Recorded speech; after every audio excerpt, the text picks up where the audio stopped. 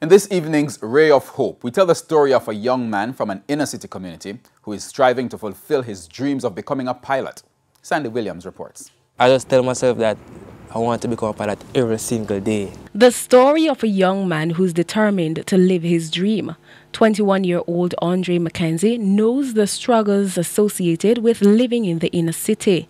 There was a time when roaming the streets of Tivoli Gardens was all he knew, but his life would change forever when he was introduced to aviation. Can't believe me, I get to youth from Tivoli Garden, as me come out for a fly plane. Andre attended Mona High School, then Jamaica College. It's where he met a man who would become his mentor, David Robertson.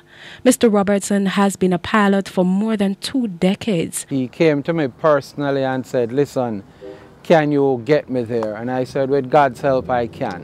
So I'm glad it's manifesting. Andre understood from a tender age that hard work and a good attitude were critical if he wanted to be successful. From a youth, we are come from out of nothing, you see me, from the ghetto. Peer pressure, it real, you see me, it real, and not normal. You see me, because you have to change the surroundings to make it out a certain aspect of life, but he put in the work. His attitude is great. He would come down fully dressed. You know, they were so impressed with his attitude.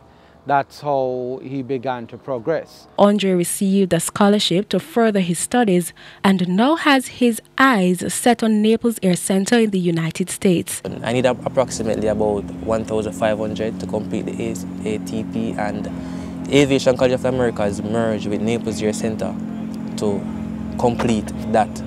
So that's the best school right now to complete my pilot career. Mr. Robertson says parents often fear something going wrong, which is one of the reasons why they don't allow their children to pursue a career in aviation.